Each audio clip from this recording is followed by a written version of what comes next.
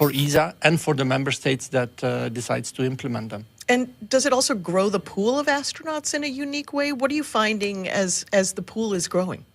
Well, the pool is growing a little bit, of course. The project astronauts, after their mission, they go back to their normal job. But of course, they remain astronauts. They remain advocacies for space, for education, for STEM. This is also a big part of this mission, inspiration. That we want to bring. If we want to fight climate change, for example, in the future, we need more and more engineers, we need more scientists, and this is needed for our society. So inspiration is also a very important part of this mission. So tell us a little bit about Sławomir. Why was he chosen? Why was he chosen for this mission? What do you think he's going to bring to the table during the mission and after? Well, Sławomir, in the first place, of course, is an excellent scientist. He has worked a lot in CERN as an engineer and a scientist, so he brings that aspect, of course, with him. He has a great personality. If you see pictures of Sławomir, he's always smiling, so that is also something that he can bring to a crew, but also to the European Astronaut Corps. And then again, in Poland, he's really a hero, he's really a star. And that's really great for the young kids that can look up to him and that can also invest their careers in science and in technology. So you think it's going to make a huge impact in Poland. What do you think it's going to do for exploration for the young people of the nation of Poland? Well, I think it's good for exploration and also for ESA, by the way, because through the mission of Sławomir, Poland is also engaging more in exploration, engaging more in the European Space Agency, bringing extra funds to us, so that's great. And again, we will build up industrial capability in Poland, which we all also need. If we want to go to a low Earth orbit economy, for example, we will have to build up more actors, more players that can work and that can contribute to this economy. And therefore, as well, this is a great endeavor. And of course, we will need young people in the future to do this. And that's why Sławomir and this mission will be a great success, I believe. Thank you so much, Frank. Thank you for being here. Good luck to ESA. Congratulations to ESA and the country of Poland. And I can't wait for this wonderful evening. Thank you so much for being here. Thank you very much for having me. Well, let's move on to our next crew member. It's Tibor Kapu.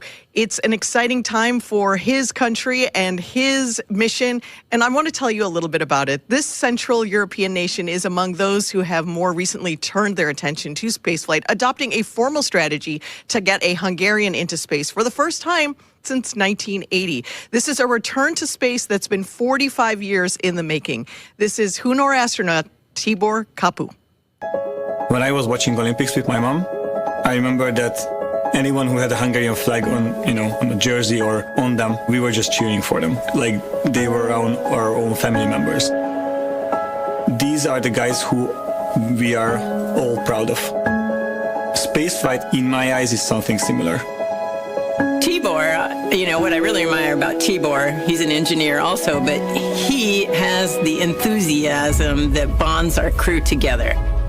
He is life. I describe him like that. He walks into a place, he walks into a room, and everything livens up. He's funny. He's the person that brings lightness to the team. He's an engineer like myself, so we have this in common, this connection. In addition to engineering skills, Tibor is a huge space buff. And if you are not motivated about spaceflight before you meet him, you will be a fan afterwards. It is actually coming from childhood. I remember, assembling so many sets of Legos. I did, Star Wars. I did all kinds of planes. I was looking for my place for a really long time. But for a long time, actually, I didn't even know what to do. I remember this really cool moment with my dad. He explained to me what does a mechanical engineer do, and that's when we discussed that, okay, I will be a mechanical engineer. It was great, I loved it, but I knew that I could do much more. I knew that I'm destined to achieve greater things. I was a rocket enthusiast for such a long time, but I didn't have a chance to work in that field. The selection process for Hunor, it was announced in 2021. I was extremely enthusiastic. It wasn't a question if I'm taking that opportunity or not. I'm joined now by Jula Sharingi, a fellow Hungarian astronaut who has been selected alongside Tibor in Hunor's first class of astronauts. Thank you so much for being here, Jula. You and Tibor were selected around the same time. Tell us what that moment was like. Thank you. It's a great honor to be here. Well, it's a really interesting story because we had a really long selection process, and after the selection, we had 14 months of basic training in Hungary. And even in these 14 months, we've been to the US and we've met Axiom people. We've been to Axiom, and they also were part of our selection. And after that, our selection happened from the four of us, two of us were selected to do the mission-specific training we are here right now and doing right now, preparing for this mission actually. So this was an amazing journey for us. So the Hunor program only kicked off in 2021. That's a really fast trip to this moment that we're at now. Tell us what that was like. Do you think that this is right on track? Are you excited for the progress that you're seeing? Well, we had to do it really fast because we were not planning for Axiom 4 specifically. We were planning to do a mission. And but Axiom 4 happened, and so we had to jump on it. And it was really, really intense for us. But the basic training were finished, and we could continue our training. But we didn't have a lot of time between selection and the Axiom 4 training. We had around just 1 month of period when we were selected and waiting for a mission. And what stands out to you from that training, from the AX4 training? What stands out? Something that was really bonding, something that surprised you?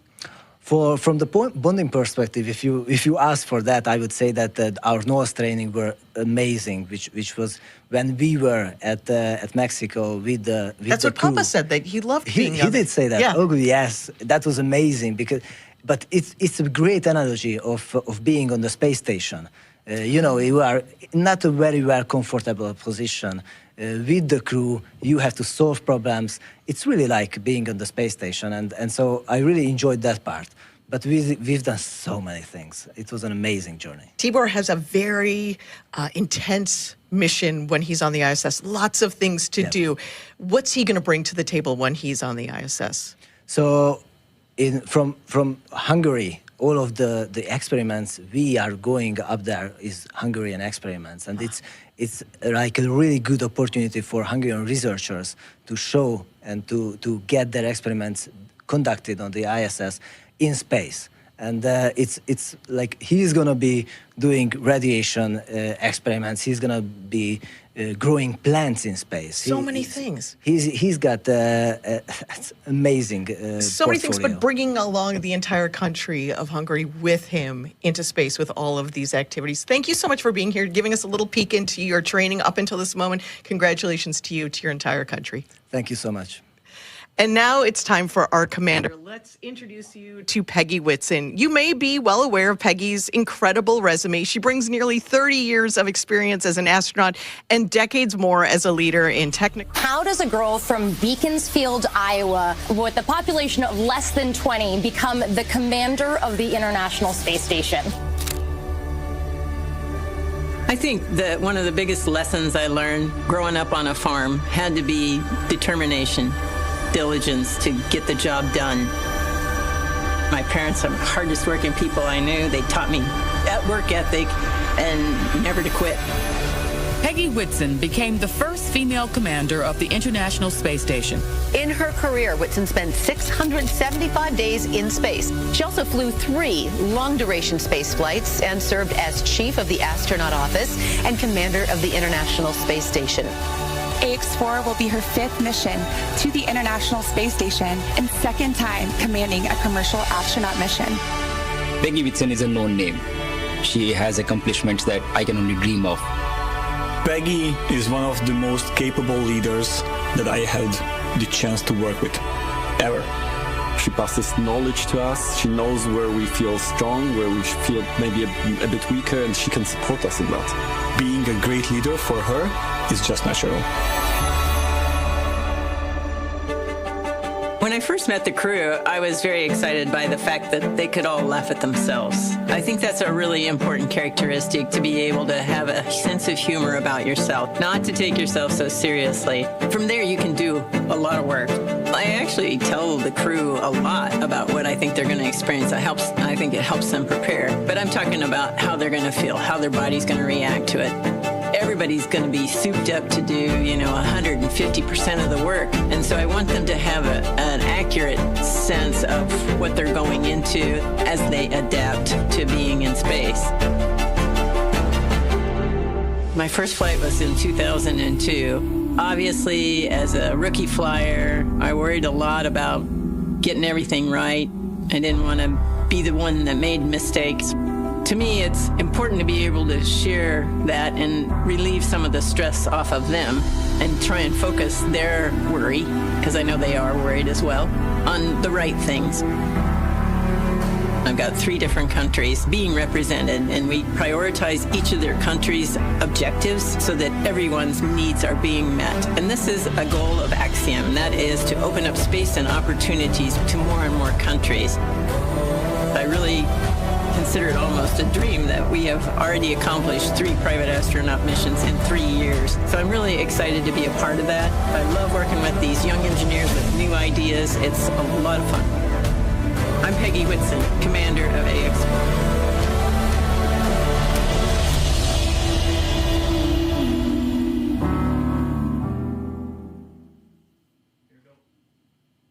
I'm joined now by Axiom Space's Chief Strategy Officer, Matt Enler. Matt, thanks for being here. Where else would you be, though? No, thanks for having me. This is a fantastic day. Going to be a fantastic launch tonight. So let's talk about Peggy Whitson. Tough question. Can you describe her in 4 words? Sure, you hit me with a hard question right off the bat. I'm going to go with gracious space professional leader. That's pretty good. That's pretty excellent. When Peggy's not preparing to go to space or recovering from coming back from space, what is she doing in the office day to day? Yeah, she's actually very helpful. Her and our other astronauts for Axiom are really helpful in helping us design our space station. And actually, she gets right back to it. After her last mission, it was only about a week, and I found her in the lab helping engineers. We were designing the payload rack, and those sort of insights from someone who's actually been there and had worked in microgravity are really, really important and valuable for our engineers. And I know just walking around the office, you feel like, oh, it's Peggy Whitson. And then she's working alongside you, and she's giving you great advice, showing you how to be a leader in every single moment. So it's really wonderful to have her, but also watch her on a mission on the ISS. What excites you about commercial space travel? Yeah, there's a lot of things that excite me about commercial space, but one of the things that I think is going to be so amazing and really change the world is the things we're going to be able to make in space that you can't otherwise make. You know, we're flying over 60 experiments on this flight. A few of those are repeat, where we've flown this particular team on all 4 of our missions, and by leveraging microgravity and how it affects cancer tumor growth and stem cell growth, they're discovering novel treatments for cancer. And I think those sort of things are just one of many, many examples that are going to occur once we have a commercial space station up there. So this is our 4th mission. Wonderful to see all the growth from 1, 2, 3, and now 4. What are the opportunities for international partners, for foreign nations? Yeah, I really think that we are becoming the world's space agency and really helping lots of countries emerge in space. This particular mission is a great example where all 3 of these countries have flown 1 astronaut before, but it was all 40 years ago. So almost 2 generations for these countries. And so it's very, very impactful and very, very humbling to be able to help these countries. You know, one of the things that I Googled this morning was there are 350 million children in India under age 15. So there's more children in India under age 15 than there are people in the United States. Wow. I hope all 350 million of those watch the launch and are inspired by it and want to get into space and exploration and engineering and math. I know that there are watch parties happening right now all around the world, so those children hear you and they will be inspired by this mission. I'm so excited to see what comes out of it and what happens in the future. Awesome, me too. Thanks, Matt. Thanks for being here, and we'll see you back in Houston in a couple of days. All right, thank you. Well, this has been an exciting time to learn about all of our crew members. We're going to send it back to Ronnie at Hawthorne. Thanks so much, Sonia. Now we get to talk about one of my favorite parts of human spaceflight, which is the ZeroG Indicator. To prepare for the mission, the crew trained at the National Outdoor Leadership School, or NOLS, which takes the crew on a wilderness expedition to help build camaraderie, navigate unpredictable circumstances, and operate in a remote environment. Every crew develops a unique bond in the midst of shared challenges, and as they discovered at NOLS, this one is no different. And as you heard from Papa and Jula, Knowles stood out amongst all of their training. They faced days of harsh winds and challenging weather conditions that limited the range of their expedition at Knowles. But afterwards, their instructor commented how extraordinarily this crew collectively exuded a sense of joy throughout. In spite of whatever came at them, they still maintained this attitude, overcoming each challenge with a smile and a willingness to lift each other up. So to celebrate their unique bond, the crew chose a baby swan as their ZeroG indicator, which they've named Joy. And as luck would have it, we have our very own Joy, the baby swan, to serve as our microgravity indicator. And yeah, as luck has it, we have a full dose of gravity. Bummer for us. So, but we should keep it here just in case. Safe and sound. In case any of that changes, we'll have our own gravity indicator. Let us know. Speaking of training, as you might imagine, astronaut preparation can be extensive. From training that is specific to each crew member's role to learning SpaceX protocols, space station systems, and preparing for the science and outreach activities they'll be conducting in space, private astronaut training is rigorous. In addition to the work in the field like they did through Knowles, the AX-4 crew spent about 35 days training inside Dragon. To prepare them for flight, our teams at SpaceX spent the last several months teaching the crew about orbital mechanics and how to live in Dragon. While this was, of course, more of a review for Peggy Whitson, for the rest of the crew, this will be their first time flying to space. The training program includes nearly 100 different lessons covering all aspects of flight. The crew spent time inside our Dragon training spacecraft to run simulations of ascent, space station rendezvous, and re-entry. They also spent time at the launch pad in our suit-up room and working through emergency procedures that would be necessary in the unlikely event of a pad abort.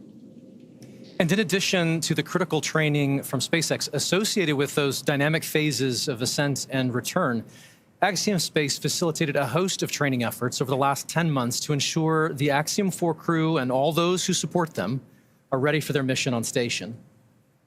Kicking off efforts at Axiom Space headquarters in August of 2024, this crew immediately began to familiarize themselves with the range of teams and systems and operations they would need to become proficient with in order to succeed.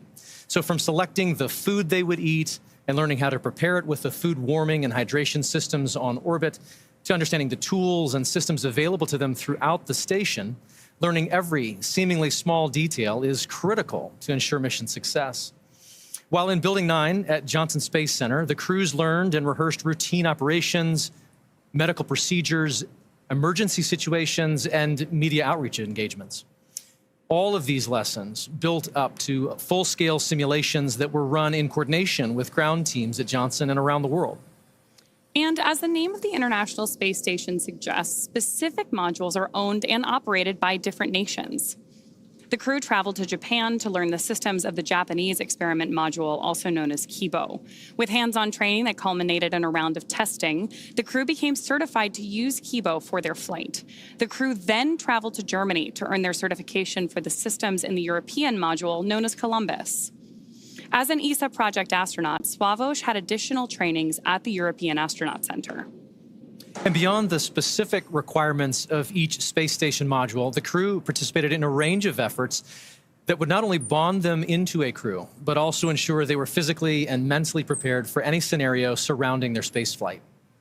This included, as we've mentioned, a week of training with the National Outdoor Leadership School, where the crew faced a week of kayaking against heavy winds, but it also featured a day in an altitude chamber to experience how their bodies react to different oxygen levels, and even a round in helicopter underwater escape training, among many others. And all of that is necessary to set the stage for the work they will be doing on the International Space Station. We are now at T-minus 1 hour, 7 minutes, and 50 seconds from liftoff of the Axiom 4 mission. As the countdown continues, let's take a closer look at the vehicles that will be taking the AX-4 crew to the International Space Station today. At the very top is our Dragon spacecraft. This is where the crew is currently sitting and will spend their 28-hour flight to the orbiting lab.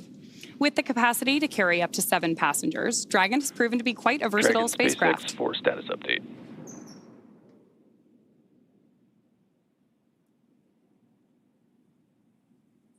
We're going to listen into this status Go update. ahead to me. What's the update? All right, Peggy, we are troubleshooting an issue with uploading the current wind conditions to the vehicle. This must be completed before launch escape system is armed so that the vehicle can correctly target offshore splashdown in the event of an escape. We're tracking several troubleshooting paths at this time and are working to resolve the issue, so I will follow up with you in 10 minutes on the status. How copy?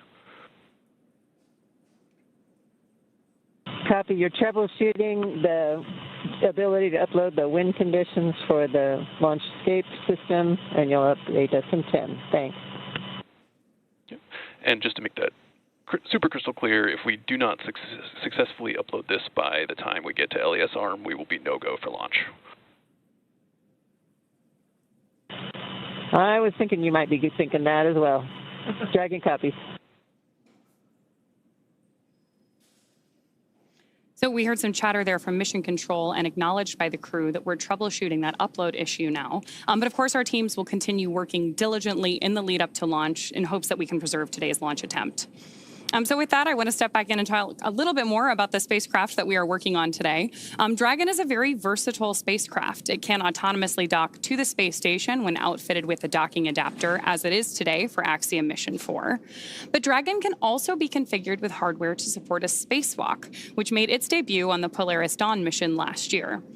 And of course, in free flyer mode, the docking adapter can be swapped out for that iconic cupola, which is essentially a giant glass dome that allows for 360-degree views of space.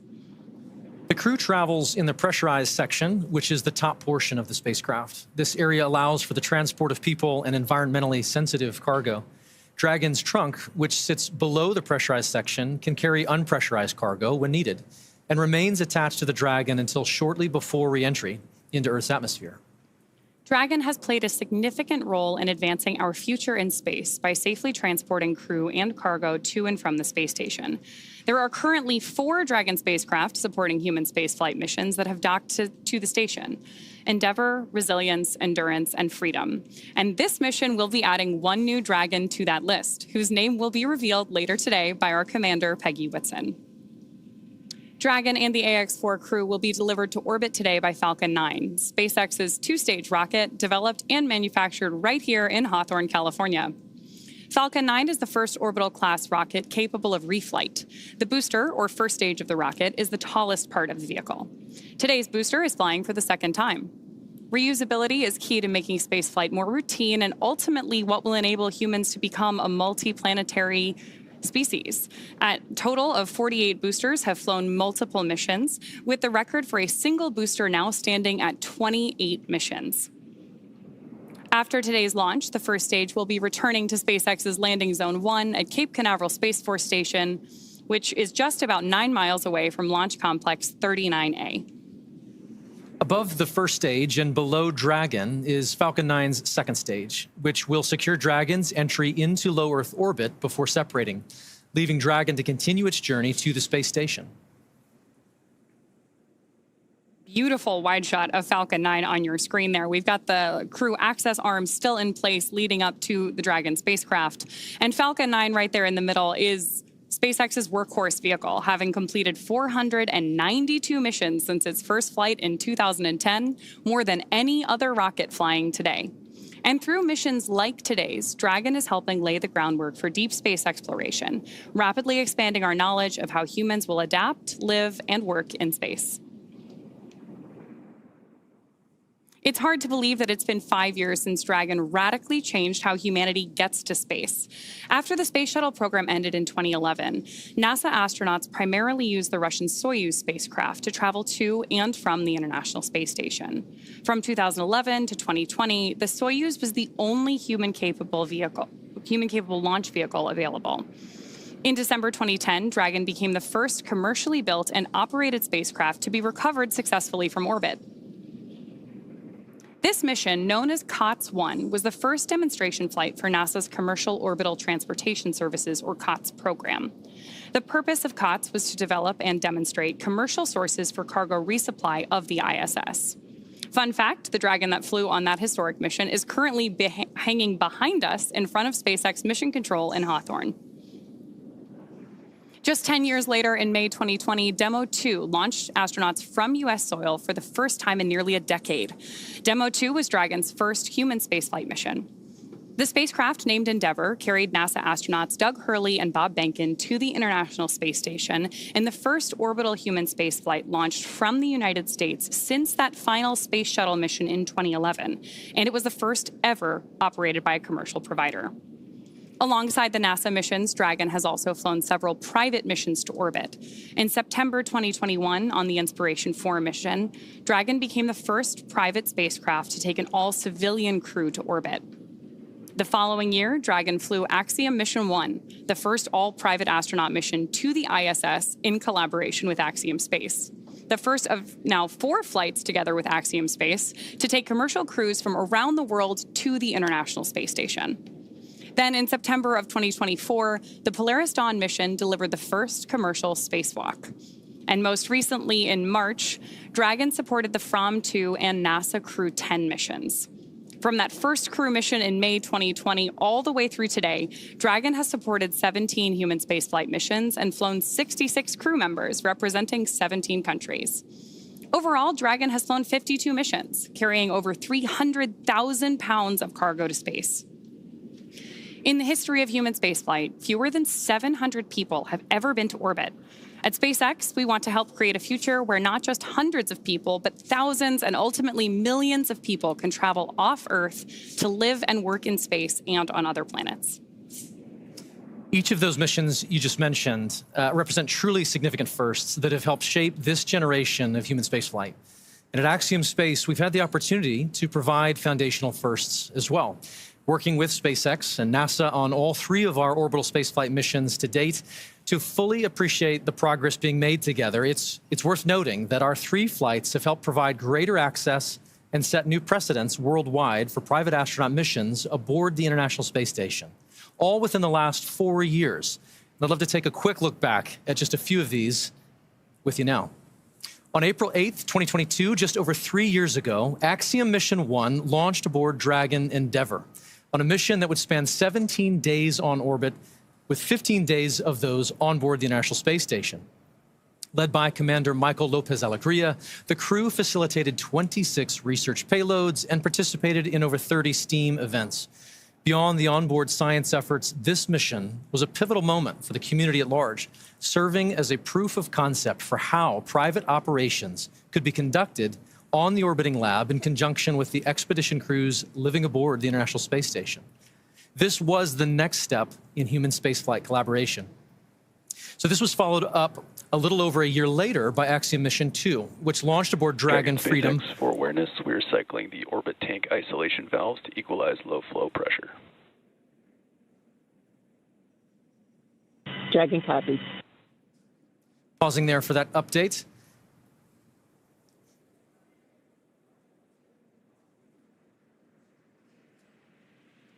And I believe that may be all for that. I'll pick up where we were. So Commander Peggy Whitson led American John Schaffner and 2 Saudi Arabian national astronauts, Ali Al-Qarni and Rayana Barnawi, on a 10-day mission outside our atmosphere with over 8 days aboard the orbiting laboratory. And over the course of their 126 orbits, they conducted 26 research efforts and participated in 20 STEAM events. This became the first private mission with government-sponsored astronauts. And last year, in January of 2024, we conducted Axiom Mission 3, which saw Commander Michael Lopez Alegria once again lead a crew to the station. This was our longest flight to date at over 21 days, covering 346 orbits. The crew spent over 18 days on station and worked with 54 payloads, conducted 28 STEAM engagements. Flying once again on Dragon Freedom, this was the first all-European astronaut mission to the International Space Station. And here we are today. With Axiom Mission 4, we add a projected 14 more days of operational flight heritage and make possible an additional 60 research payloads. Each of these flights builds on the one that came before it, certainly, but it also is meant to open up access to low Earth orbit just a little bit more, providing opportunities for more nations and organizations than ever before to participate in human spaceflight. It's the fact that now 11 nations have been represented across our flights that speaks to the success of missions like these. We visited with the crew of AX4 to get their thoughts on what our collective future in space looks like.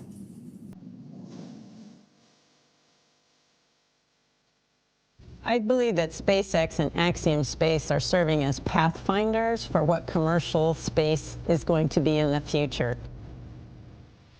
It is like a paradigm shift in how we used to think about space. And companies like SpaceX, Axiom Space are doing things that entire countries have done in the past.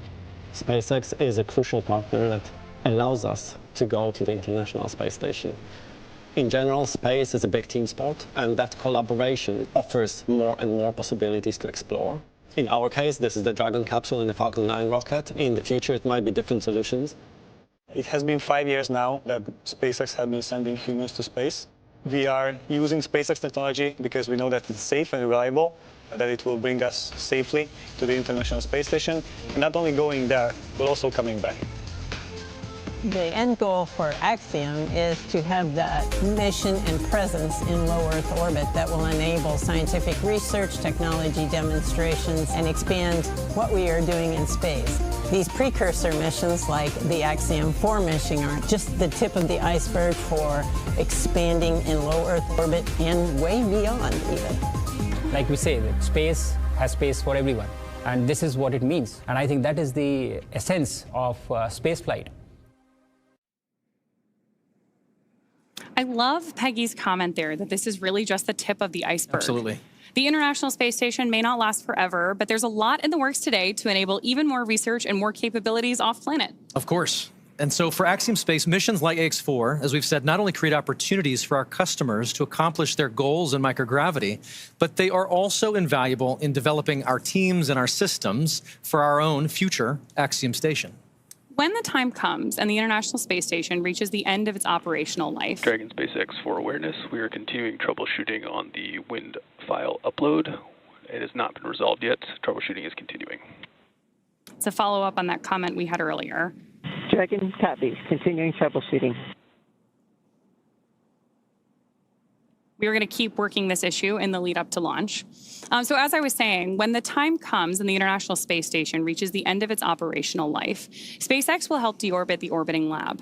NASA awarded SpaceX a contract to develop the US Deorbit Vehicle, or USDV, a modified Dragon designed to guide the station through a controlled reentry into the Earth's atmosphere to ensure that upon reentry, the station comes down in the intended location and does it safely.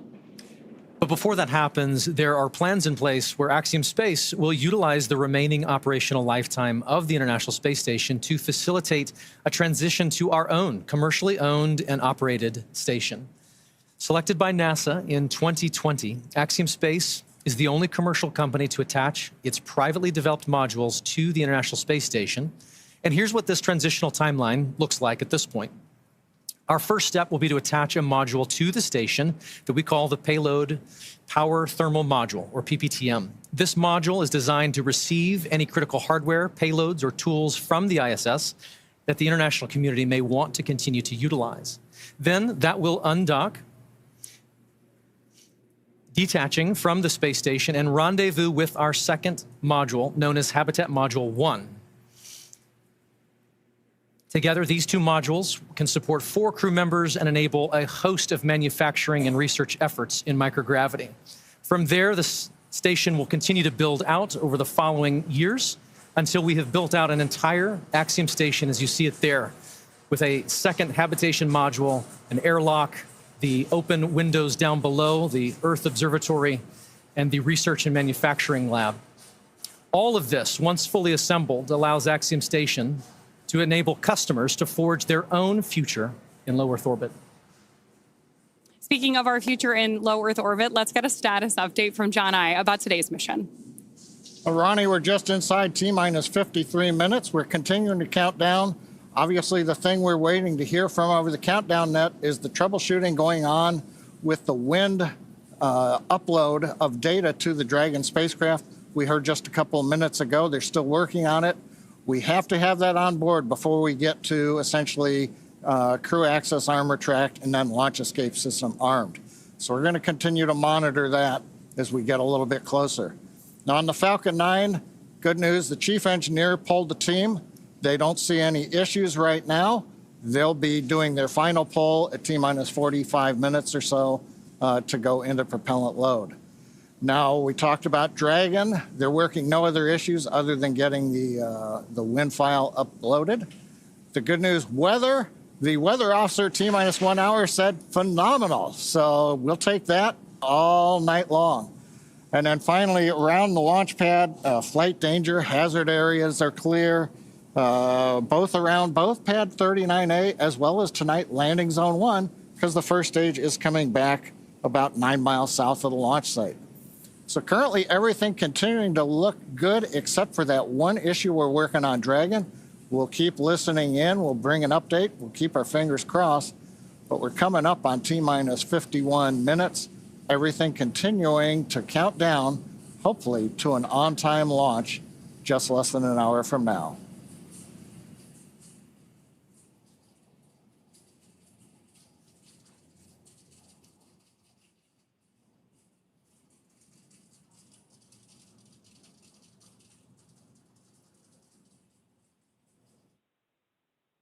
Attention Falcon launch operators. The propellant load and launch go-no-go poll is open in step 11.87 of 1.160.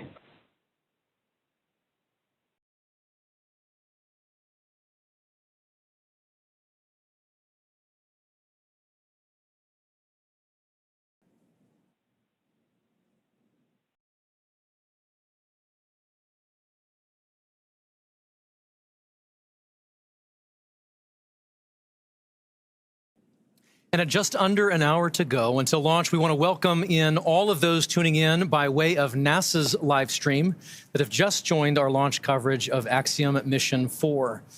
We're joined now by Sandra Jones with NASA Communications from Mission Control at the Johnson Space Center in Houston, Texas.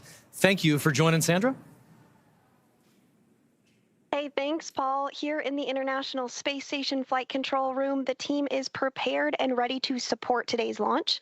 This attempt comes after NASA and Roscosmos discussed recent repair work in the transfer tunnel at the aftmost segment of the Orbital Labs Zvezda service module.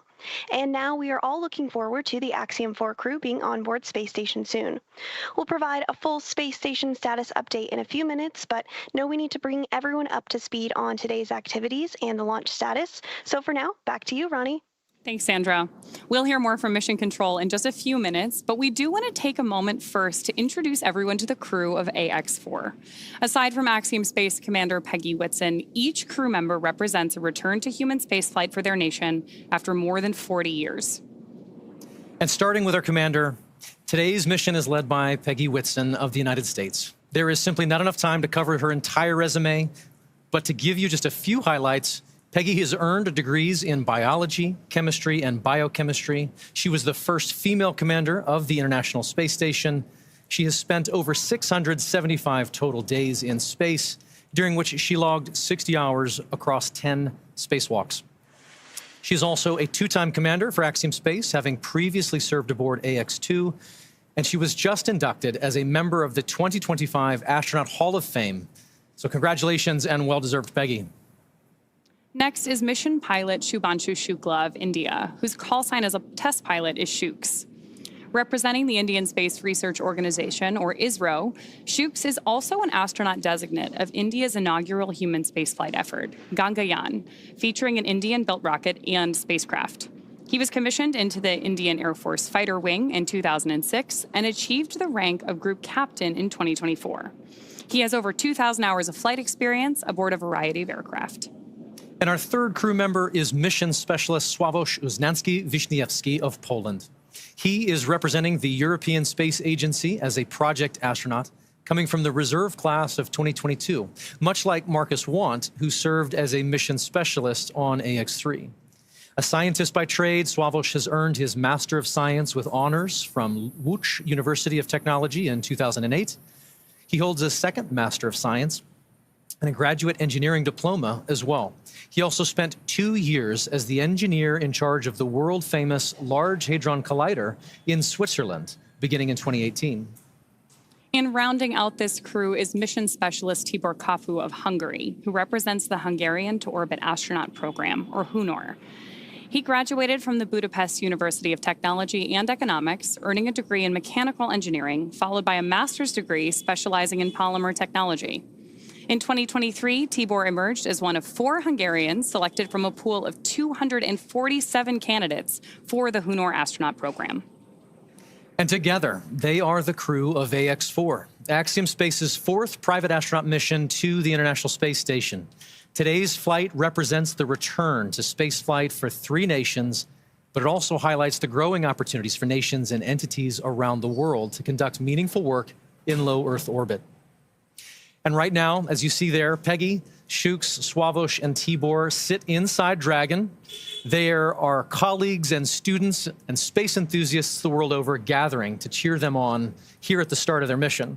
And so we'd love to share just a few live streams that we're getting from launch parties in India and Poland. And here we are. First is a wonderful shot of a school in India. These are the students and teachers at the Naberam Hansre English School in Jamshedpur, India, gathering together to watch Shubhanshu lift off. How exciting. Now we have great views from Poland.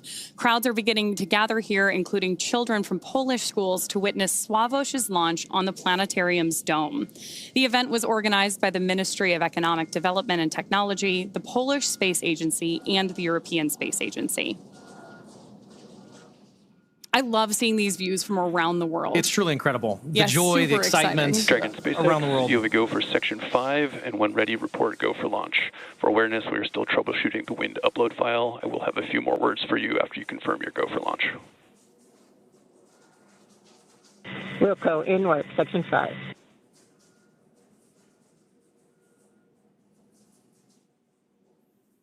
And SpaceX Dragon, we are go for launch. Section 5 is complete. Copy, Section 5 complete. All right, for awareness on timeline, we have to have the launch escape system armed by T-minus 37 minutes. So we are going to take this as far as we can. What I'll need from you guys is a very fast turn on the commanding for launch escape arm, provided we get to that point. I'll copy. Copy. Understand LAS has to be armed by no later than T-minus 37 minutes, and we will be prepared. Copy that.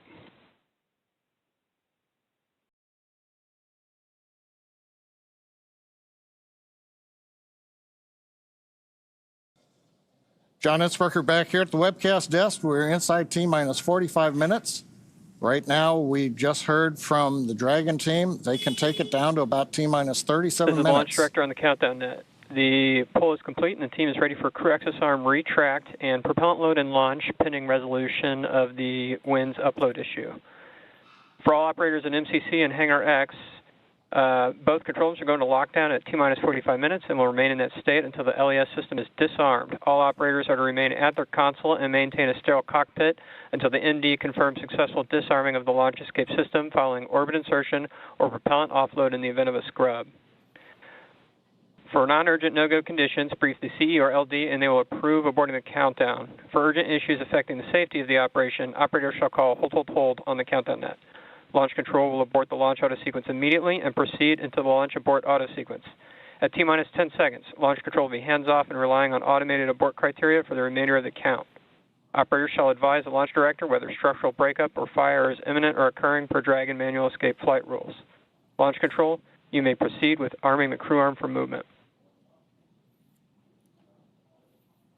Okay, we're at T-minus 43 minutes, 15 seconds and counting. You've heard the SpaceX launch director giving final instructions to the team. We have cleared our propellant loading pole. Crew access arm retraction has started. And now we've heard, and you can see on the screen, crew access arm is pulling away from the Dragon spacecraft. This is going to take about a minute, minute and a half to retract all the way. Then we'll get confirmation it is in the launch position. The next step after that is going to be the crew, close the visors, confirm that, and then begin launch escape arming. As we mentioned, we want to get launch escape arming finished by about T-minus 37 minutes, which means we've got about 5 minutes to finish troubleshooting the wind upload to the Dragon vehicle. Now, currently on Falcon 9, all conditions are go on the launch vehicle. That was the poll that we, and the instructions we heard from the launch director. Dragon's working its one issue. Weather looks good. Range is ready to support. Crew access arm retraction complete. All right, that is the confirmation. The arm is back in the launch position. Next, they'll give the crew the command to go ahead and close and lock their visors.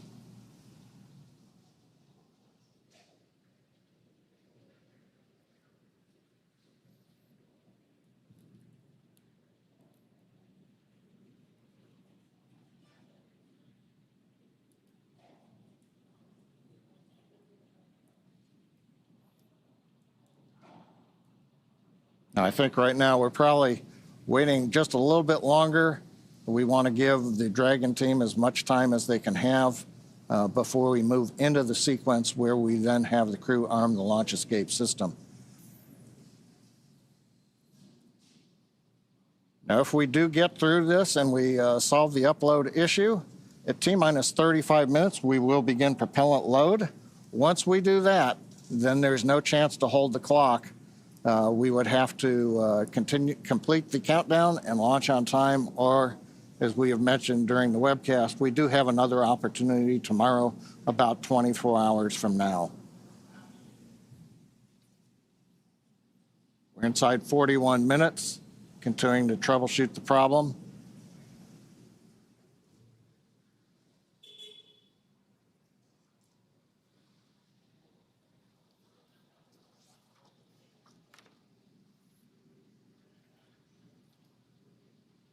View of the crew inside the capsule on the right-hand side. See the status bar on the bottom and the clock counting down.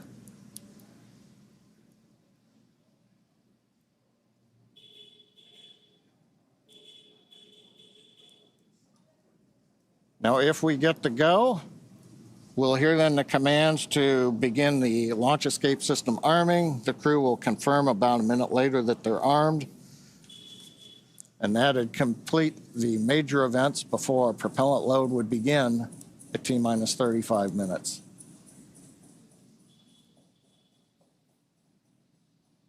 Views of Falcon 9 and Dragon on Launch Complex 39A on the Kennedy Space Center. Everybody is clear of the launch pad, clear of the launch complex. The danger and hazard areas have been confirmed clear. And we're ready. We're just waiting to find out whether or not we're going to be able to continue forward in the countdown. We should know that answer within the next couple of minutes.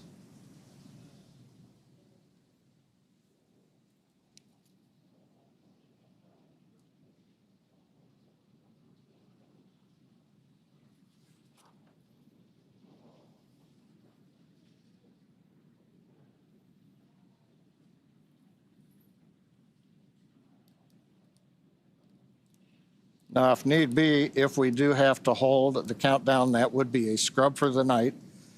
Right now, as we talked about earlier, the space station orbit is passing over Kennedy Space Center, getting everything aligned. SpaceX wind upload is complete. You are go for Section 6, close visors and arm launch escape system.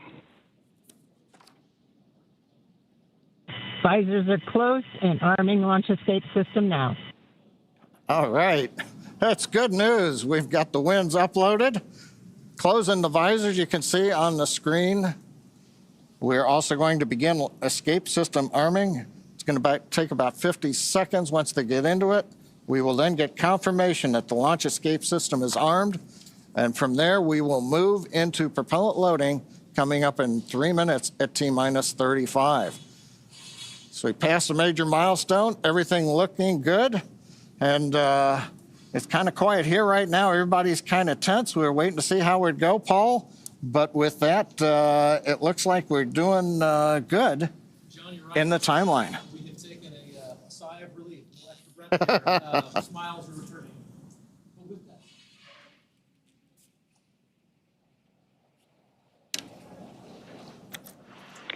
Launch escape system is verified armed.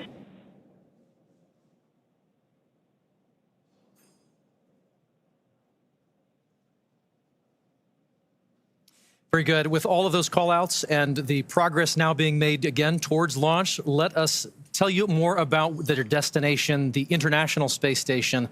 And with that, we'll send you to NASA's Johnson Space Center and Sandra Jones for all things tracking about the mission. For the start of propellant load. Thanks, Paul. I'm here in the International Space Station Flight Control Room at NASA's Johnson Space Center in Houston, Texas, where teams are working around the clock to monitor the Expedition 73 crew and systems aboard the orbiting laboratory. Today, this team is ensuring that the station is ready to receive Dragon and the Axiom 4 crew. Private astronaut missions are an important component of NASA's strategy for enabling a strong and competitive economy in low Earth orbit. Unique to Axiom 4, NASA is collaborating with the Indian Space Research Organization, or ISRO, on 5 joint science investigations and 2 on-orbit STEM demonstrations, which help showcase the strength of international collaboration and the shared commitment to expanding access to space. As the International Space Station nears the end of its operational life, NASA plans to transition to a new model featuring commercial space stations to maintain its leadership in microgravity research and ensure a sustainable access to low Earth orbit for the benefit of humanity. So let's take a moment now to learn more about the International Space Station and NASA's commercial future in low Earth orbit. For more than 25 years, NASA has used the International Space Station to advance the nation's scientific and exploration goals, completing research not possible on Earth. With international partners, the orbiting laboratory has supported more than 4,000 science investigations and served as a test bed for technology demonstrations and human research to better explore the Moon, Mars, and beyond. Through NASA's investment, the United States is operating multiple commercial cargo and crew transportation spacecraft, and now is developing fully commercial space stations for low Earth orbit. With transportation and destinations, NASA's efforts are opening opportunities for private industry to use space for new markets that could benefit from microgravity. The International Space Station is the blueprint for international partnerships and commercial opportunities in space. As NASA looks to buy services from private industry, the agency looks to the future, exploring the secrets of the universe for the benefit of all.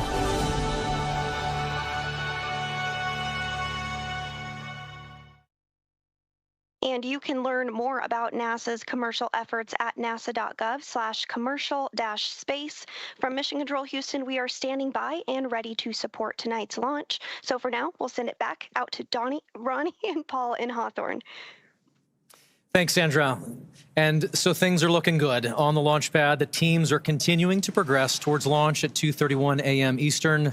We'd love to take a minute and just take a look back at what's happened already this evening to get us to this point in the countdown. So for context, we want to say this crew has been living in an isolated quarantine bubble for the last 4 weeks, having reported to quarantine on May 25th.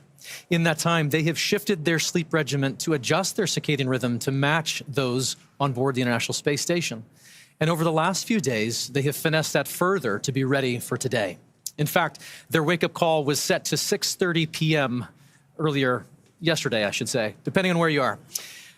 But then about 4.5 hours prior to the scheduled launch time, the Axiom Space ground operations team drove the X4 crew to Kennedy Space Center, where they shared a brief moment with loved ones before officially being handed over to SpaceX for today's launch.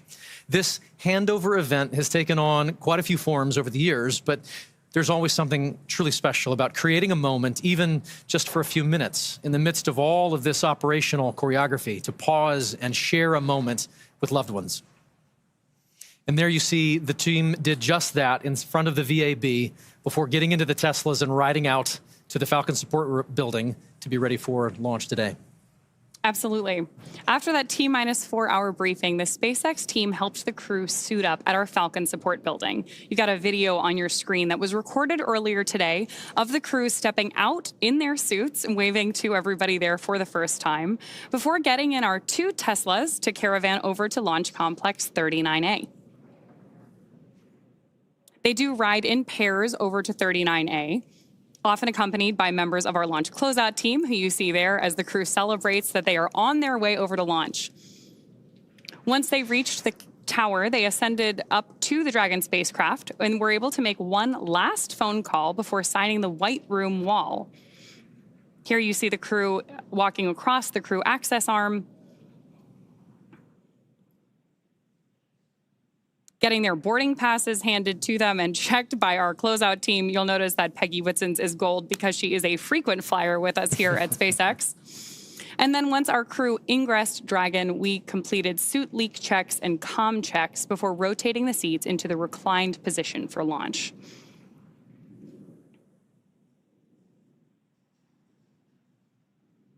Love these videos of them up in the White Room there. You can see those signatures on the wall behind them, hugging the closeout team before ingressing the capsule.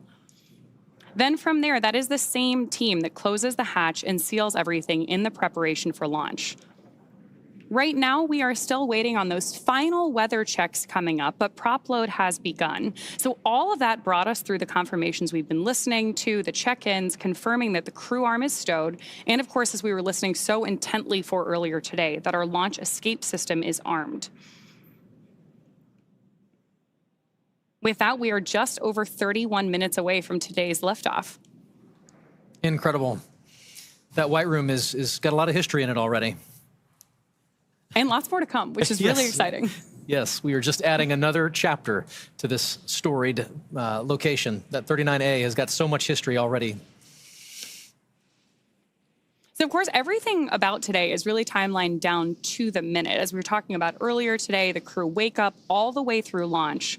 We have this kind of precise choreography that is key to our launch site execution. Each of the calls we're hearing, the visual cues that we're seeing, and that we're acknowledging to you who are joining us from around the world, serve as critical synchronization. Start of stage 1, cryohelium loading. There's confirmation there that we're loading the cryohelium onboard stage 1 of Falcon 9.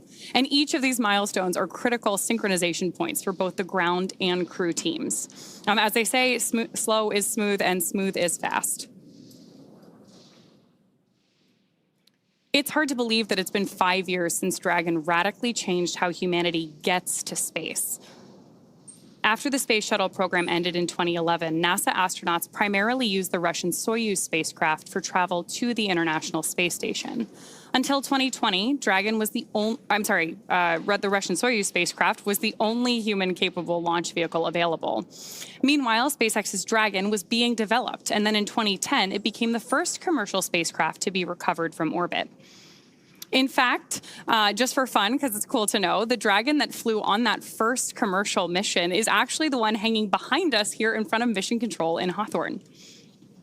Since then, Dragon has supported 17 human spaceflight missions and flown 66 crew members representing 17 countries.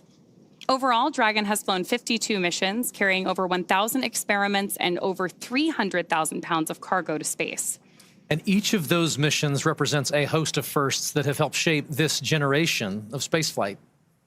To fully appreciate the progress being made together with SpaceX and NASA, it's worth noting that Axiom Space's 3 missions to date have helped provide greater access for nations and researchers, setting new precedents for private astronaut efforts aboard the International Space Station.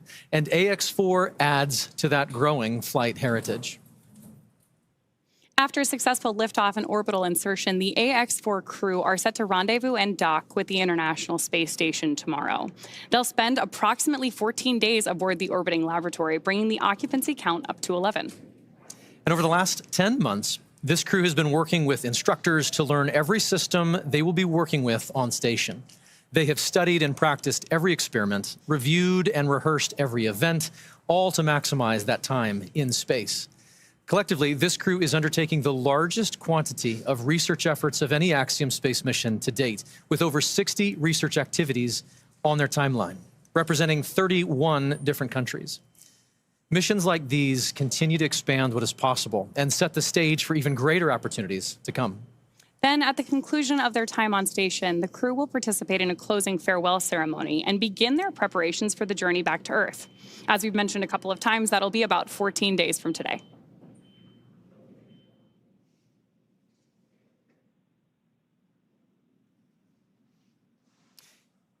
Each mission to the International Space Station is rooted in singular unifying purpose. to explore and learn together as a team. And that is one of the things that I absolutely love about human spaceflight.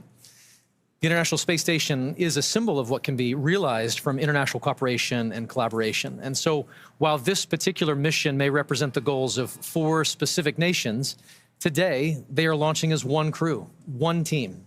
And in that spirit, this crew created a mark to represent their shared effort together. The AX4 mission patch is something that Peggy, Shooks, Swavush, and Tibor will wear proudly for the rest of their lives. But so will thousands of people who've worked tirelessly to contribute to this mission. The mission patch for Axiom 4 was created, as you mentioned, by the crew, not just to mark their space flight, but to symbolize the idea that space is for everyone. Anchored by the centrality of the Earth and flanked by a diverse set of national flags, there are several intended meanings woven into this design. For instance, the 7 stars represent the 7 continents and point to global inclusivity. The 4 white lines ascending from the Earth to the International Space Station symbolize the physical journey of this mission, and together appear to make panes of a spacecraft window, much like the view the astronauts will have from Earth orbit.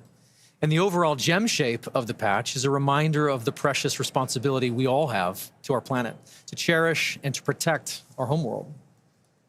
And in addition to the mission patch, another favorite tradition of human spaceflight is the ZeroG Indicator. To celebrate their unique bond, the AX4 crew chose a baby swan as the ZeroG Indicator, which they've named Joy. And today, we have the opportunity to have our very own Joy joining us to help us keep an eye on the gravity levels here in Hawthorne. And so far, pretty stable. Yeah, all systems nominal, I would say. Very, very nominal. Yes. So as we await our T-0 in a little bit more than 25 minutes, our ground operations teams are doing a final series of systems checks to make sure both Dragon and Falcon 9 are ready for launch. Let's take a look at what the ascent portion of our mission today will look like. Start of Stage 2 cryohelium loading. Brief announcement on Stage 2 loading.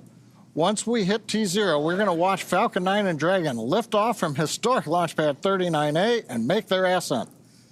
At about 43 seconds into flight, Falcon 9's engines will throttle down to help pass through the period of maximum dynamic pressure on the rocket, or what we typically refer to as max Q.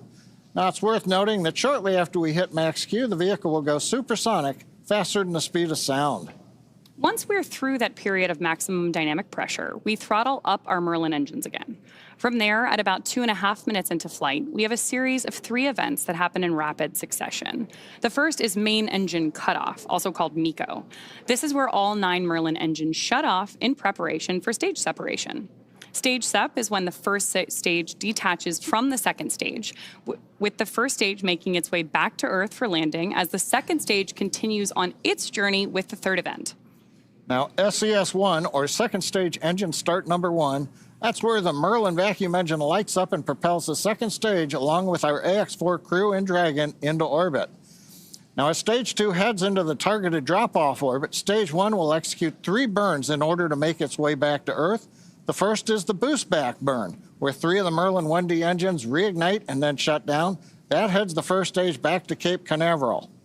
The second burn, or the entry burn, helps to slow the first stage down in preparation for entry back into the Earth's atmosphere.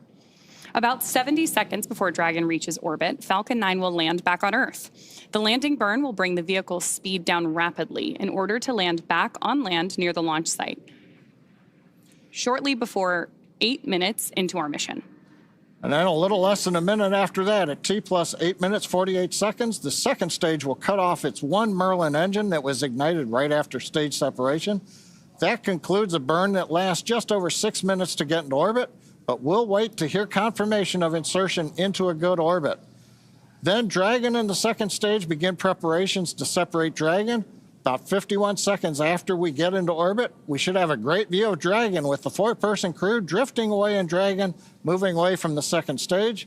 Once Dragon's a short distance away, it'll begin checkout of the Draco maneuvering thrusters. That'll make sure Dragon continues to increase separation distance from the second stage. The nose cone deploy sequence will initiate just before T plus 12 minutes and finish around T plus 15 minutes, exposing Dragon's docking mechanism in advance of arrival at the International Space Station. Speaking of which, we should hand it back now to Sandra Jones at NASA's Mission Control Center in Houston, Texas, for a quick update. Sandra? Thanks, Ronnie. The space station team here in Houston is focused on the critical systems of the International Space Station, all continuing to function as expected ahead of launch. Everything is looking good, and the station will be ready to receive Dragon and the Axiom 4 crew on Thursday. After Dragon is fully docked to the orbiting laboratory, the team here in Houston will assist the Axiom space and space station astronauts with leak checks as they work to open hatches on both Dragon and inside the station's pressurized mating adapter. We expect hatch opening to take place approximately 2 hours after docking. Once the Axiom 4 crew arrives at the International Space Station, they will be greeted by the Expedition 73 crew, which includes NASA astronauts Nicole Ayers, Anne McClain, and Johnny Kim, as well as JAXA, or Japan Aerospace Exploration Agency astronaut Takoya Onishi, and Roscosmos cosmonauts Kirill Peskov, Sergei Ryzhikov, and Alexei Zubritsky. Flight Director Heidi Brewer is on console right now, leading the flight controllers for launch this evening. And with Mission Control in Houston go for launch, for now, we'll send it back over to Sonia at Kennedy. Thanks, Sandra. To dive into some of the science highlights, I'm joined now by Axiom Space's Chief Scientist, Dr. Lucy Lowe. Lucy, thanks for joining me here at the desk. With so many science portfolios that are going to be accomplished. There are more than 60 from more than 30 countries. We can't cover it all. Give us a high-level look of what this portfolio looks like. Yeah, so happy to, Sonia. So this mission is chock-a-block, jam-packed full of really interesting and exciting science. We have everything from human research, understanding how the human body reacts to space. We have some really fun life sciences experiments looking at growing plants and all kinds. We have some physical sciences. We have lots of technology demonstrations. And my favorite, lots of science, technology, engineering, art, and mathematics outreach events. All the STEAM things. Exactly. So we've had great success with AX1, 2, 3. Do we have any return payload flyers for AX4? We do. We have our partners at the University of California, San Diego and the Sanford Stem Cell Institute flying their cancer cells in low Earth orbit for the 4th time with Axiom. So this team is actually looking at how the cancer cells respond to space. And on this mission, they're actually testing a newly approved drug that's just about to enter clinical trials. Amazing. So really exciting. So let's take just a brief look at each of the country's portfolios. Let's start at the head. At the top. Okay, off we go. So we're going to bring on our willing participant who is going to model, our lovely assistant who is going to model one of the experiments from this portfolio. So Israel here is wearing a functional near-infrared spectroscopy cap, which has optodes in the top, which can actually look at how blood is moving around, which is a correlate for neural activity. So it's a way to actually monitor brain activity in space. And what the team is doing is looking at these signals and how they're going to collect the data. And they're actually creating what they're calling a brain-computer interface or a brain-machine interface, which could be really interesting and useful not only for future exploration missions, but also for applications back here on Earth. So, for example, for rehabilitation after neurological disorders. And which country's portfolio is this from? This is from ESA and the Polish Space Agency. Amazing. So what is ISRO doing? What's their portfolio look like? So ISRO has a very, very busy portfolio. So Shuks is going to be doing lots and lots of research throughout the mission. So their team is going to be looking at cyanobacteria and microalgae, and they're going to be looking at how these could be used for food or for fuel or for potentially even life support systems on orbit in future.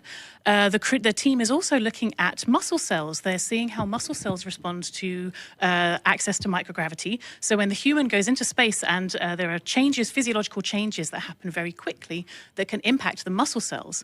And so the team is going to be looking at some of these changes to muscle cells in space and then applying that understanding not only to developing countermeasures for future crew, but also to take that learning and then understand more about diseases that might affect muscle wasting back here on Earth. I wish that this was on so we could see if anything was lighting up with Israel. Thank you so much for helping with this. I'm going to turn this way and I'm going to get the Dyros B project.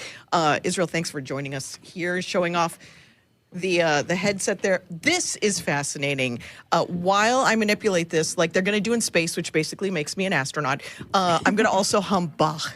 You should do. So Okay. this is a project from Hunor, flying this research. And this is actually looking at fluid dynamics in space. So we've put this tape on for artistic purposes.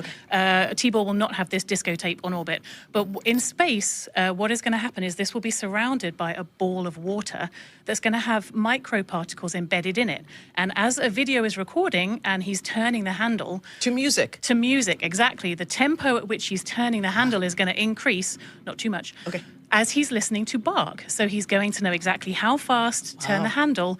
And so the insight from research like this is going to help us understand some of the fluid dynamics around large bodies such as Saturn in our own solar system. So it's not just for fun. It's We're not gonna just learn for fun. things. It's all very important. If there is a researcher who's watching now and says, I've got research that I want to get into low Earth orbit, how do they do that? They come talk to us. Go onto the website, get in touch, and we'd love to fly more research like this and do more cool science in space. Such cool science. Thank you so much, Lucy, for making it just understandable for the general public. And we can't wait to see how it all plays out over the next couple of weeks. Thank you. Thanks, Lucy. And, you know, the X4 mission is very exciting, and the families and friends want to be here, but some of them couldn't. So we want to share with you now just a little taste of the friends and family who are cheering on the entire AX4 crew. Peggy, Shooks, Swa, and Tibor. A great group of teammates who are doing great things for their countries. And here are the folks who have been supporting them all along the way.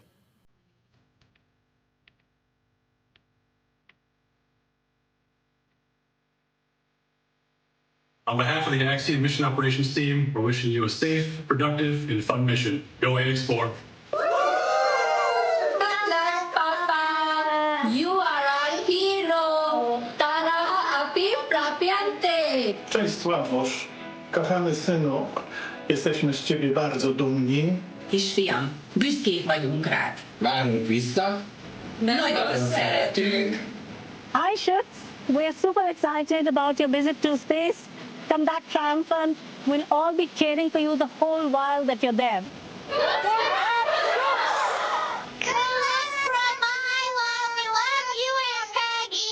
Your flight is our future. Your flight is our inspiration. Hi Sławosz, we are about to do something truly out of this world. We are all here rooting for you. Go chase those stars and make the mission unforgettable.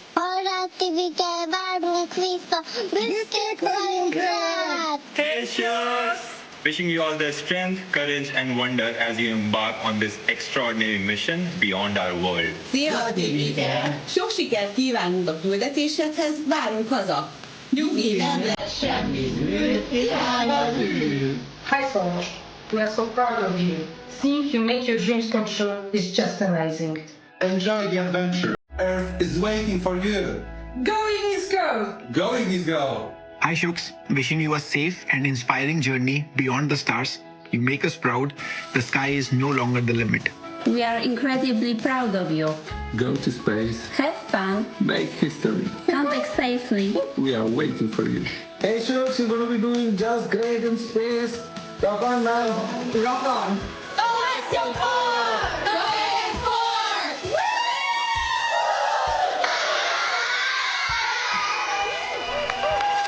Greetings from India. Wishing you all the very best. To the crew, Godspeed, and spend as much time as possible to look out of the window. Have a fun time, guys.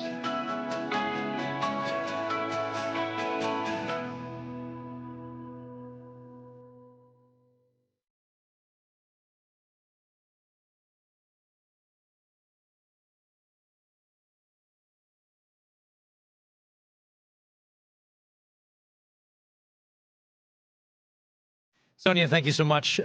What great commentary from Lucy and all of those portfolios coming together. We're excited to see this team get to work on station.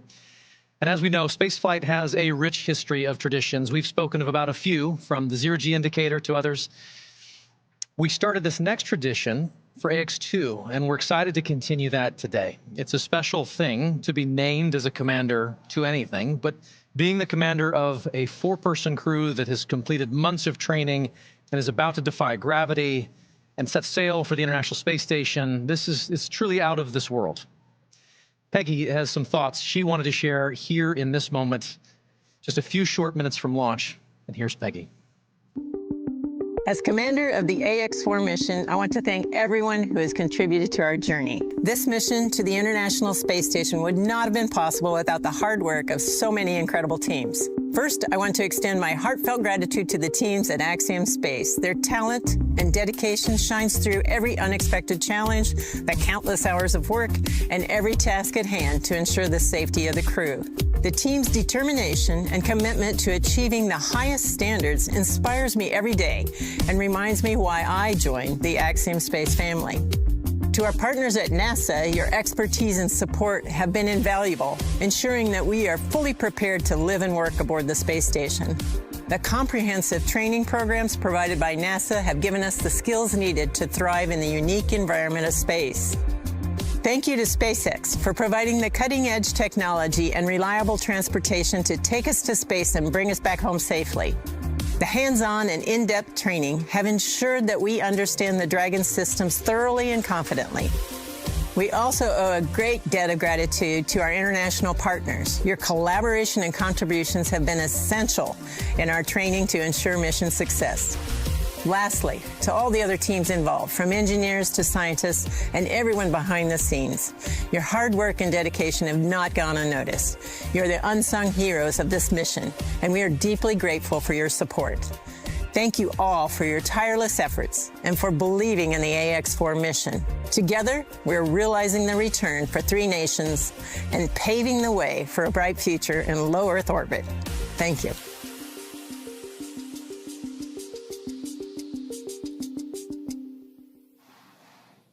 Awesome words from our commander there. And of course, with that, we are just under T-minus 11 minutes until our liftoff at 2:31 a.m. Eastern today from Launch Complex 39A at Kennedy Space Center. Just in case you are just joining us, right now on your screen, you have a live view of Falcon 9 with our AX-4 crew safely tucked in the Dragon space capsule atop the vehicle. At this point, we are coming up on terminal count. Our crew access arm has been moved out of the way and our launch escape system is armed. And we are standing by for that final process by which we step into our terminal count, get ready, Dragon and Falcon for liftoff.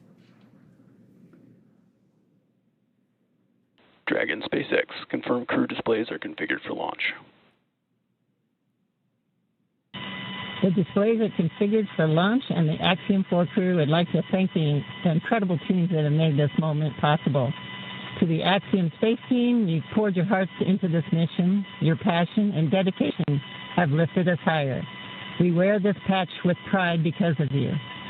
To NASA, thank you for the decades of knowledge, the training, and the trust.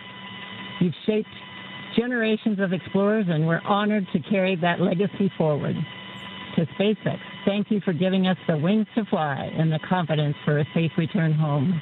And to our international partners, thank you for standing with us across borders, united by shared purpose.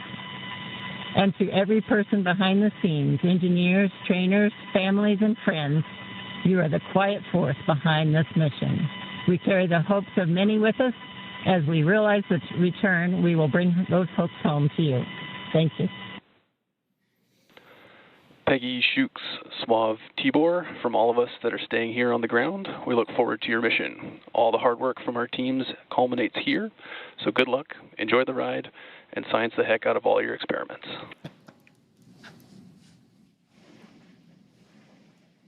Wilco. And a Wilco from Peggy Whitson.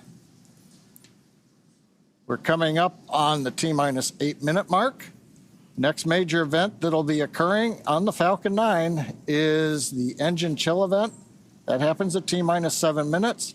We open the pre-valves, feeding both the RP1 kerosene fuel as well as the liquid oxygen. And that'll go to the Merlin 1D engines. The liquid oxygen, we actually open a valve and we allow some of it to bleed off overboard out into the warm Florida air here in the early morning. And that'll begin chilling in the turbo pumps on those 9 Merlin engines to get ready for when we ignite the engines starting at T-minus 2 seconds. Also interesting to note, just several minutes ago, as we talked about early in the webcast, the International Space Station flew over Kennedy Space Center. And so that means the orbit planes are lined up. We're ready to go in just 7.5 minutes from now.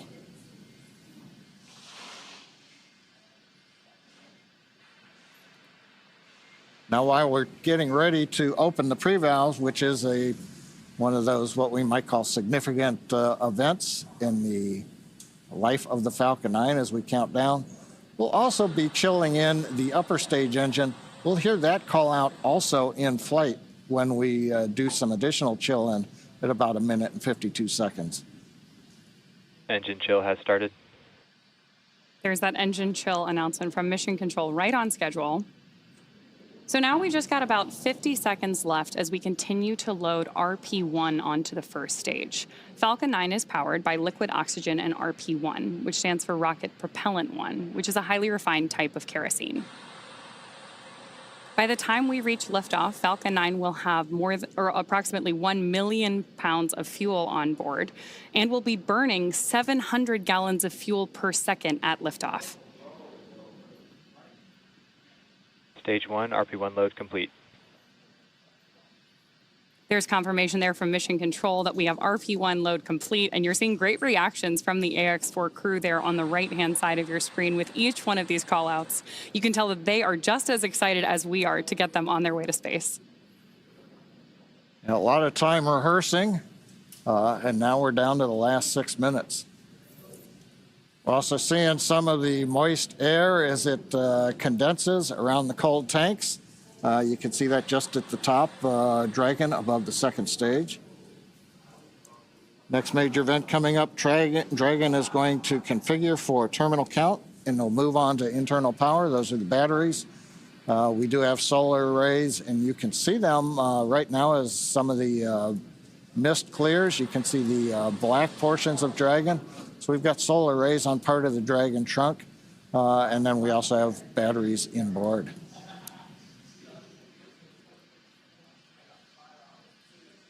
Now we have completed loading fuel on both the first and second stage. We're still loading liquid oxygen onto both stages.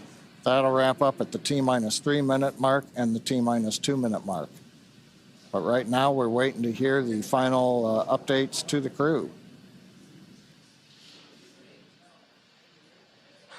Falcon 9 propellant tanks are pressurizing for strong back retract. That's good news for Mission Control. Dragon is configured for terminal count. There we heard that we are pressurizing Falcon 9 for strong back retraction. The strong back is the tall structure standing right to the left of the rocket right now. And we pressurize Falcon 9 so that we can begin to retract that support structure away from the vehicle ahead of liftoff. Great view there of Dragon sitting strong back retract has started on top of Falcon 9.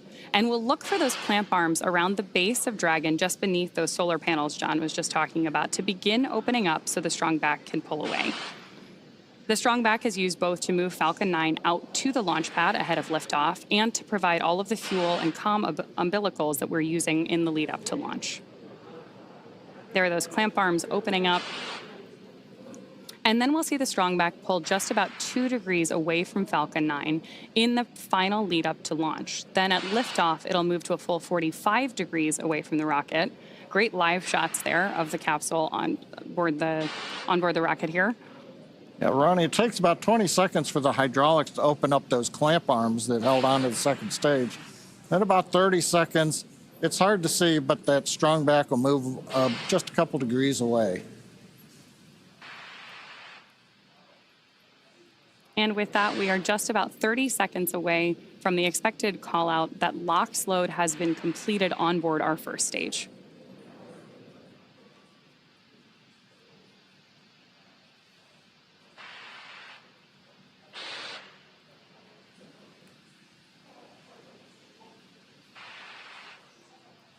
As we mentioned earlier, that mist forming around the outside of Falcon 9 is totally normal. That's just some of that. Stage 1, LOX load complete. Some of that liquid oxygen that has now been fully loaded on board to stage 1, venting out into the warm Florida air and condensing into clouds. So we continue to check off events here in the last minutes of the countdown. Dragon is in terminal count and is on internal power. And the confirmation a minute ago, we started the move into transition. And there on the left side of the screen and the right, you can see some of the watch parties, Paul. Yeah. Absolutely. On our left side of the screen, you can see the school in India. And then the right side of the screen is the planetarium in Poland with students and fans of this crew cheering on what's about to be a momentous moment. That good in the planetarium, keeping it dark in there for them. Okay, we're waiting to hear the confirmation that second stage LOX load is complete. That should be coming up momentarily. Stage 2, LOX load complete. There's that confirmation from Mission Control right on schedule. So the next major visual milestone we're likely to have from the outside of the spacecraft is going to be venting. Dragon is in auto idle. Confirmation there from Mission Control that we are in auto idle on board Dragon in that final minute and a half before launch. Now, we are expecting gas closeouts to be followed by some loud venting, and we're likely to see a larger cloud of liquid oxygen. Gas closeout has started. Expect loud venting. There's instructions to the crew, also right on schedule. And a great nighttime shot of Dragon sitting there at historic Launch Complex 39A with the AX-4 crew safely tucked inside with just over a minute to go until liftoff. Seated left to right inside Dragon from this camera's perspective, you have Tibor Kapu there on the left-hand side. Then beside him is our pilot, Shubhanshu Shukla. Then to the other side is armed. Falcon 9 is in startup and is now controlling. Is Commander Peggy Whitson, and Dragon then on the far side is Sławosz Uznanski-Wiśniewski of ESA. Dragon, SpaceX, go for launch. AX4 is go for launch. That is great news for Mission Control and from our crew on board Dragon. With that, we are just at T-minus 30 seconds to lift off of AX4. Let's go AX4. 15 seconds. T-minus 10, 9, 8, 7, 6, 5, 4, 3, 2, 1. Ignition and liftoff. For three nations, a new chapter in space takes flight. Godspeed, AX4.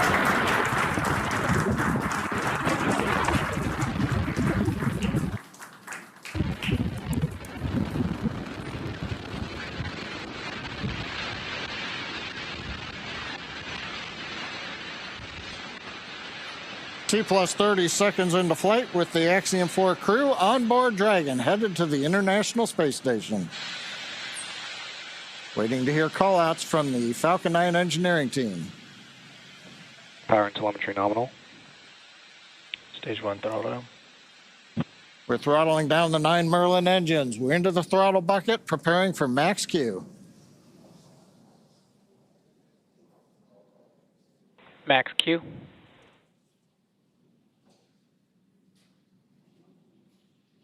Vehicle is supersonic. We should begin throttling the Merlin engines back up now. Stage 1 throttle up.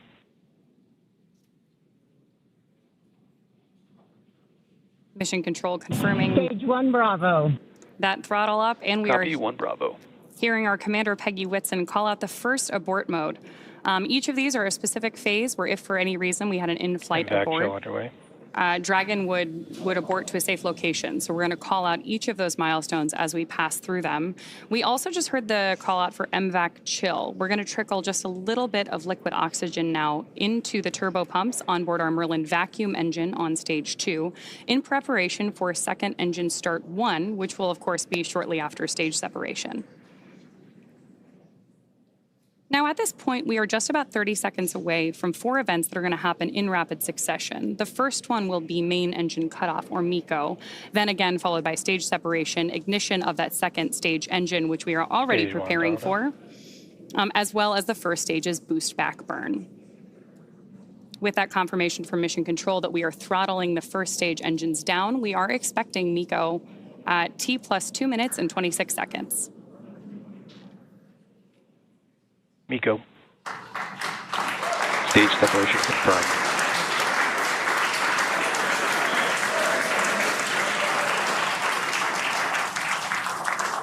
Stage 1 boost back startup and back ignition. There we had confirmation of all 4 of those events. Incredible views on our screen here too as that boost back, as that first stage boosts its way back to Earth. Stage 2 Alpha. And confirmation Copy, from our 2 Alpha. commander that we have entered the 2 Alpha abort mode.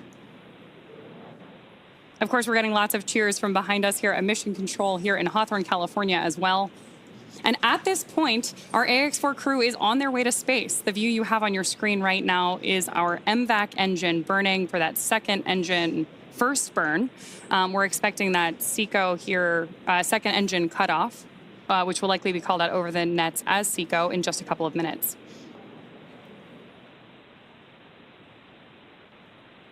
Stage 1 boost back shutdown. Confirmation that the boost back burn on our first stage booster is now complete, and the booster is heading back toward the Florida coast to attempt a landing at LZ1. At this point, stage 1 is actually still coasting to apogee. We're about to deploy those grid fins so that we can steer the vehicle as it enters the Earth's atmosphere. Dragon, SpaceX, nominal trajectory. And that call out from Mission Control means Dragon that copies, nominal trajectory. everything is right on track. T plus 4 minutes, everything continuing to go well, and we've got our first view of the crew. They're inside Dragon, second stage continuing to fire. Right now, second stage, just a little bit more than 1 G. There's so much propellant that even with a 220,000-pound thrust engine, it takes a while before the G loads start to build up during the second stage flight. Meanwhile, first stage continuing to coast up to apogee, and that actually now, as you can see on the bottom left of your monitors, we have begun coming back down. It takes a couple minutes to go up, a couple minutes to come back down. That first stage heading back to landing zone 1 at Cape Canaveral. Dragon, SpaceX, nominal trajectory. Words we love to hear. Dragon copies, nominal trajectory. Peggy Whitson echoing back the call up from the ground. Now our next major event coming up will be in about 1 minute and 10 seconds. That's going to be the entry burn. That's where we're going to light a single center engine on the first stage. That's going to slow us down in preparation for entering the Earth's atmosphere again. We'll then have a landing burn about 1 minute later at T plus 7 minutes and 19 seconds. Now for that one, we actually light 3 engines again. Then quickly once we've kind of jammed the brakes on, then we'll turn off 2 of the engines. We'll be down to just a single engine. Getting good views of the MVAC-D engine. There are a couple of cameras on the back of the second stage that give these views. And of course, the view inside the Dragon spacecraft showing the crew. Dragon, SpaceX, nominal trajectory. Continuing the call-outs right on time. Dragon copies, nominal trajectory. Now, right now, as Ronnie pointed out, the grid fins have been deployed, but they're not being used. Right before the entry burn, we'll possibly see a little bit of motion if we can pick up the first stage camera. That's just a checkout. It's not until we actually get through the entry burn. Stage 1 entry burn startup. That we get back in the atmosphere. And now here is entry burn call out. This is going to be about a 12-second burn. That's going to slow the vehicle down. You can watch that. Stage 1 entry burn shutdown. There you just saw on the left-hand side of your screen that first stage entry burn shutdown. Right now on your screen, we've got great views of our second stage engine, the Merlin vacuum engine, continuing to take our AX4 crew to orbit. The next milestone for our first stage is going to be the landing burn, where we'll relight just the center engine, as John mentioned. Dragon, SpaceX, nominal trajectory. Again, things we love to hear. Stage 1 FTS. Dragon copies, nominal trajectory.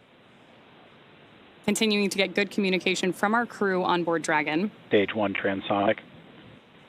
Confirmation that stage 1 is now transonic on its way back to LZ1, which is just about 9 miles away from our liftoff location today. LZ1, of course, is the site of the first successful landing attempt, and hopefully it will be the second time that this particular booster sticks its landing.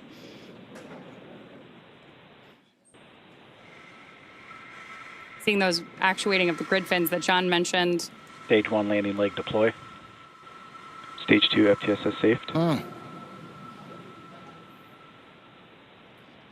Stage 1 landing confirmed. That was a picture-perfect landing. That was great. Absolutely stunning.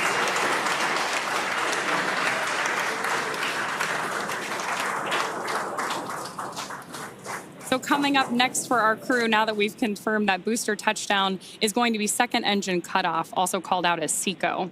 Then the second stage will coast for a few minutes until Dragon is commanded to separate from the second stage. There's our AX4 crew awaiting that SECO call out here. Stage 2 is in terminal guidance.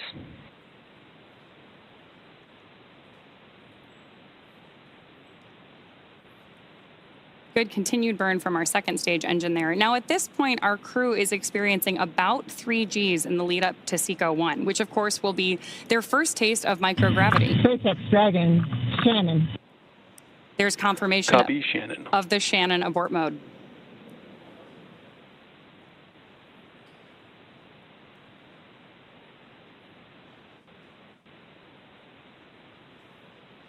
MVAC shutdown.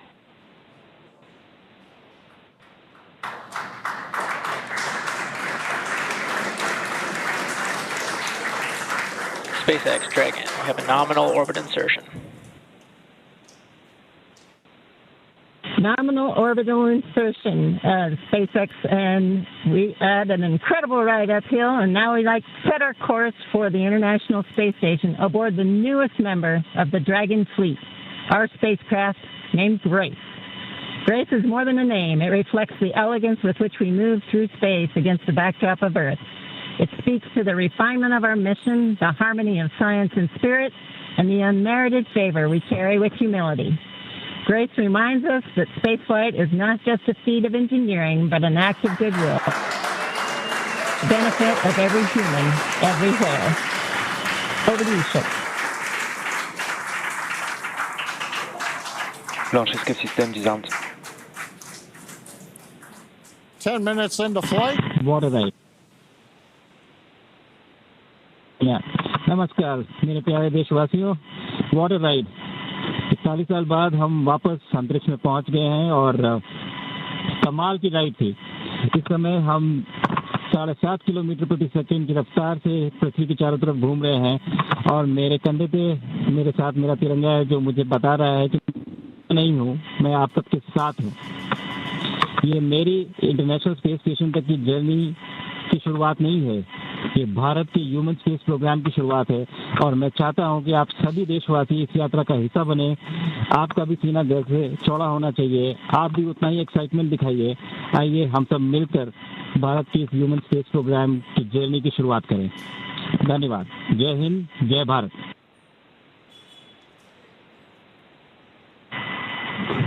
Thank you, Shucks. Drogie Polki i Polacy, dziś robimy ogromny krok w stronę przyszłości technologicznej Polski. Polski opartej na nauce, wiedzy i wizji. Niech ta misja będzie początkiem epoki, w której nasza odwaga i nieustępliwość kształtują nowoczesną Polskę. Dla nas i dla przyszłych pokoleń. Kosmos zawsze jednoczył ludzi. Zabieram dziś z Ziemi cząstkę każdego z was. Waszej siły, waszej nadziei, waszego zaufania. W kosmosie nie jestem sam. Reprezentuję nas wszystkich. Z całego serca dziękuję wam za zaufanie. Kosmos dla wszystkich. Space for everyone. And with that, over to you, Tibor. Thank you, Sław. 15 millió magyar emelt ma idáig. Támogatásotok olyan, mint a szürke hamvalat nyugvó parázs.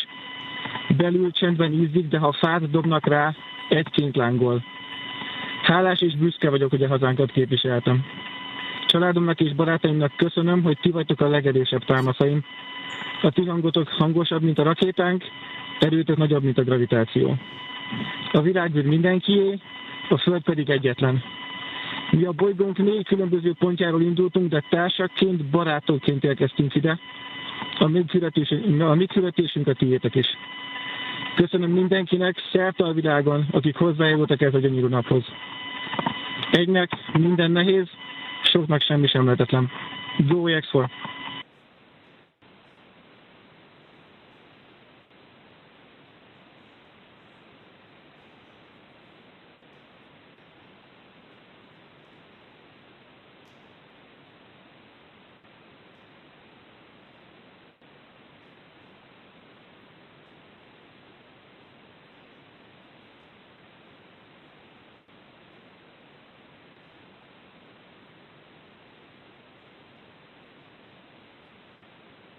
And we are getting some views inside of the newly named capsule that the crew Dragon SpaceX, announced today. On behalf of the entire SpaceX launch team, thank you.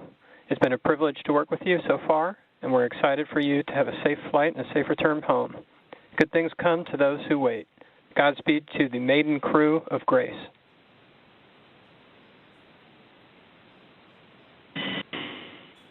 And we thank you all as well. And so with today's successful launch of Axiom 4, the teams at NASA's Johnson Space Center will continue to monitor Dragon's flight to the International Space Station over the next 28.5 hours. NASA's role in this journey really kicks in at a period called Integrated Operations, which begins during the spacecraft's approach to the space station and continues during the crew's stay aboard the orbiting laboratory, where they will conduct science, education, and commercial activities, and will conclude once the spacecraft exits the vicinity of the International Space Station. During integrated operations, the NASA, SpaceX, and Axiom space teams are all working in lockstep. The teams here are preparing for a docking of Axiom 4 to the space station at 7 a.m. Eastern on Thursday morning, and will continue to monitor the approach until then. But for now, that will be it for us here in Mission Control Houston, but we'll be back with you at 5 a.m. Eastern for docking, hatch opening, and welcome coverage. So with that, back over to you, Hawthorne. Thanks so much, Sandra. Over the next 28.5 hours, the Dragon spacecraft Grace will execute a series of burns to gradually raise and line up the AX-4 crew for docking with the International Space Station in what we refer to as the activation and rendezvous phase of flight. In just a few minutes, the crew will change out of their spacesuits to get a little bit more comfortable for flight and will enjoy their first meal aboard the spacecraft. Over the course of their flight, they will also have a rest period that will last for about 8 hours. Before they arrive at the space station, we will have 3 potential opportunities to chat briefly with the crew on orbit. While we're hopeful that one of these will work out, none of them are guaranteed, as they're dependent both on crew schedule and ground station coverage. But if we are able to support, we'll make an announcement on our social media channels no later than 15 minutes before the event start time. In the meantime, be sure to keep tabs on this mission at axiomspace.com, and you can track Dragon's flight on spacex.com/launches. And even if we aren't able to talk live with the crew, we will continue to provide updates on the mission across our social media channels. And then as Dragon and the AX-4 crew approach the International Space Station tomorrow, June 26th, we will pick back up with our live joint coverage of the AX-4 crew's docking to the station with NASA.